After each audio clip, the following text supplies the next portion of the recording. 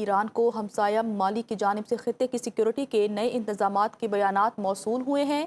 ایران کی پارلیمنٹ کے اسپیکر باقر کالیباف نے اپنے سوشل میڈیا اکاؤنٹس ایکس پر کہا کہ خطے کے ممالک نے معاشی اور اقتصادی تعاون کے قیام کے لیے بھی پیغامات بھیجے ہیں۔ باقر کالیباف نے کہا امریکہ نے اسرائیل کی خاطر خطے میں اپنے اتحادیوں کی سلامتی کو خطرے میں ڈالا ہے۔ ایک خود مختار مشرق وسطی خطے میں امن اور سلامتی کا ضامن ہے۔ ایران کو دفاعی صنعت دشمن کو مقابلے سے دور رکھنے کے لیے مضبوط کرنا ہوگا۔ ایرانی پاسداران انقلاب کے مشیر میجر جنرل یحییٰ رحیم کا ایرانی دفاعی صنعت کے دن پر خصوصی پیغام۔ ایران کو دشمن قوتوں اور ان کے سہولت کاروں کے لیے ایک مستقل خطرہ بننا ہوگا۔ ایران خطے میں بڑھتے ہوئے خطرات اور چیلنجز پر مستقل نظر رکھے ہوئے ہے۔ ایران کی دفاعی صنعت اسٹریٹجک طاقت کا ایک بنیادی ستون ہے۔ دفاعی صنعت مسلح افواج کی ضروریات کو پورا کر رہی ہے۔ دفاعی صنعت کو مزید مضبوط بنانا ہوگا۔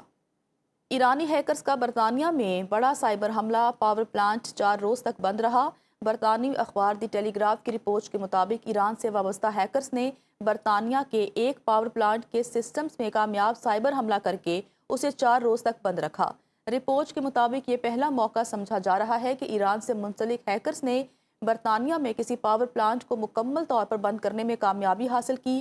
برطانوی حکام نے سیکیورٹی وجوہات کی بنا پر متاثرہ پلانٹ کا نام ظاہر نہیں کیا، تاہم بتایا گیا ہے کہ یہ ایک چھوٹا پاور پلانٹ تھا اور اس کی بندش سے برطانیہ کے مجموعی بجلی نظام یا توانائی کی پیداوار پر کوئی اثر نہیں پڑا۔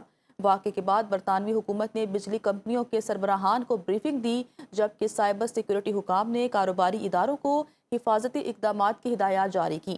حملے کی اطلاع برطانیہ کے نیشنل سائبر سیکیورٹی سینٹر کو بھی دی گئی، جو GCHQ کا ایک ذیلی ادارہ ہے۔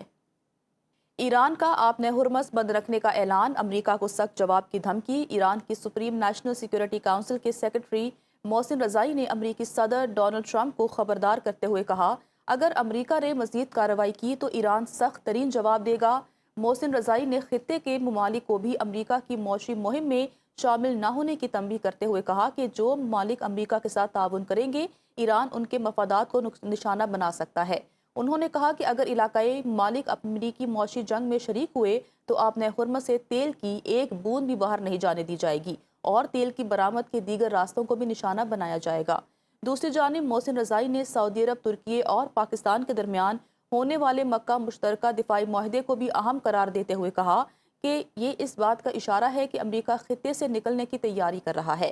محسن رضائی نے اسلامی ممالک کے درمیان وسیع تر دفاعی اتحاد کی حمایت کرتے ہوئے کہا کہ ایران اور مصر کو بھی ایسے کسی علاقائی اتحاد کے بانی اراکین میں شامل ہونا چاہیے۔ امریکی طیارہ بردار بحری جہاز USS جارج واشنگٹن مشرق وسطیٰ پہنچ گیا ہے، جہاں وہ USS ابراہم لنکن کی جگہ تعینات ہوگا۔ امریکی حکام کے مطابق USS جارج واشنگٹن خطے میں تعیناتی پہلے سے طے شدہ منصوبے کے تحت کی گئی ہے۔ USS ابراہم لنکن جنوری سے ایران کے خلاف جنگی کارروائیوں کے لیے مشرق وسطیٰ میں موجود ہے۔ امریکی میڈیا رپورٹس کے مطابق طویل تعیناتی کے دوران USS ابراہم لنکن کے عملے میں خودکشی کی کوششوں کے واقعات کی اطلاعات بھی سامنے آئی تھیں۔